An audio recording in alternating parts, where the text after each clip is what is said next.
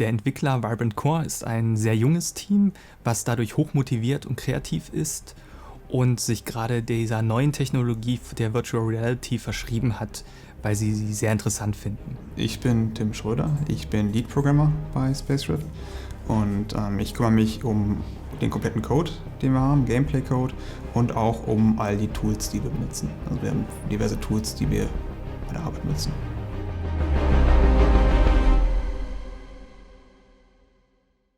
Dieses Team ist neu zusammengekommen für dieses Projekt. Wir haben vorher noch nicht zusammengearbeitet, beziehungsweise manche im Team haben schon miteinander zusammengearbeitet. Ich habe zum Beispiel auch im Verlaufe der Entwicklung einen Freund von mir ins Team geholt, weil ich wusste, dass wir noch zusätzliche Unterstützung brauchten. Und das Team und die Chemie und die Motivation im Team ist, glaube ich, mein absolut liebster Aspekt der Arbeit. Ich habe mich noch nie irgendwo so wohl gefühlt bei der Arbeit, weil einfach alle beständig daran arbeiten, das Spiel besser zu machen. Ja, die Chemie ist einfach gut. Jeden Tag ist es wieder von neuem spannend. Als Team Vibrant Core ist das unser allererstes Spieleprojekt, was wir jetzt angehen. Das Team hat insgesamt noch an keinen anderen Spieleprojekten gearbeitet tatsächlich. Ich bringe halt Programmiererfahrung mit, die aber hauptsächlich auch auf Mobile-Dienstleistungen zum Beispiel ruht. Das heißt, auch da eher aus einem anderen Bereich. Das Gute an einem jungen Team wie unserem ist einfach, dass die Leidenschaft noch da ist. Es ist noch gar keine Berufsfaulheit irgendwie reingekommen, auch noch keine Routine. Also wir haben zwar sehr erfahrene Programmierer bei uns im Team, aber es ist nicht nur unser erster VR-Titel, sondern es ist für viele von uns auch unser erstes Spieleprojekt. Das heißt, es war für uns wirklich eine Challenge, sich da auch einem komplett neuen Bereich zu widmen. Aber das gesamte Team besteht aus super Zockern, die wirklich sehr enthusiastisch auch in diesen Bereich reingehen wollen. Und davon überzeugt sind, dass wir hier etwas schaffen, was es so noch nie gegeben hat. Mit dem jetzigen Wissensstand würden wir bestimmt bei Spacedrift technisch viele Dinge anders lösen oder von vornherein besser lösen, sage ich mal. Vor allem Dinge, die sich komplett auf VR-Gameplay beruhen, die würden wir anders angehen von vornherein, weil wir einfach viel mehr Erfahrung jetzt gesammelt haben, was gut funktioniert, was eher weniger gut funktioniert. Ganz banales Beispiel ist zum Beispiel das Teleportieren in der Station. Vorher hatten wir das so gelöst, dass man einfach First-Person-Shooter-mäßig herumlaufen konnte. Und mittlerweile hat sich bei allen VR-Spielen etabliert, dass es eigentlich gar nicht so richtig funktioniert, weil einem sehr schnell übel wird. Das haben wir dann so gelöst, dass man sich von einem Referenzpunkt zum nächsten teleportieren kann und dann aus verschiedenen Blickwinkeln quasi in der Station agieren kann. Wir wussten gar nicht, wie irgendwas funktioniert. Wir mussten unsere eigenen Systeme entwickeln und wir mussten die Software kennenlernen, die Hardware kennenlernen. Deswegen würden wir definitiv beim zweiten Versuch alles anders machen. Was nicht heißt, dass wir nicht zufrieden sind mit dem, was wir gemacht haben. Also VR-Entwicklung ist momentan ein iterativer Prozess. Dadurch lernt man sehr viel beim Entwickeln, Learning by Doing auch.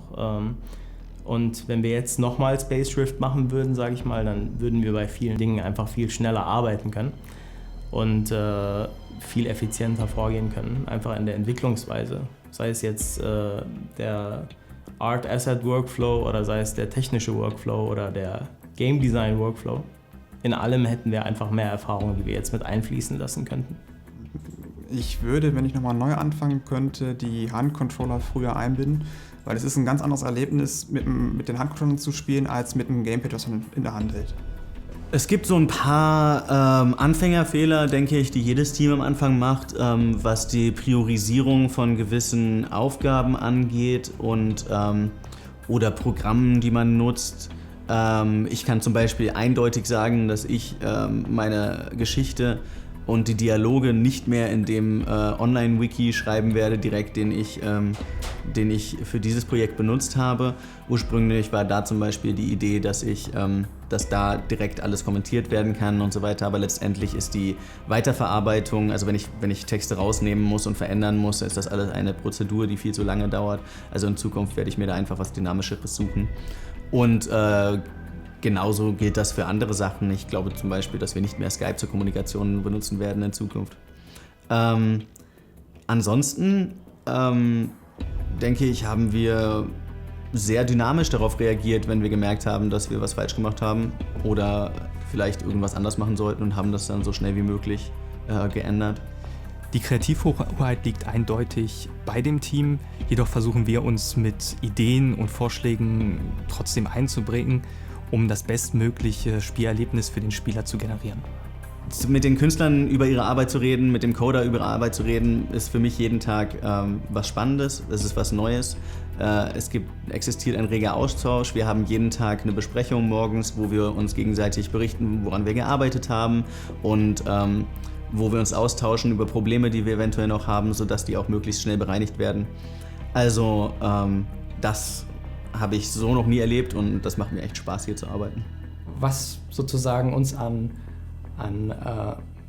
Workflow fehlt, das haben wir an Leidenschaft wieder drin. Wir sind VR-Enthusiasten, die neue Technik begeistert uns absolut. Es ist die beste Neuerung im Bereich Games, seitdem ich mich überhaupt erinnern kann.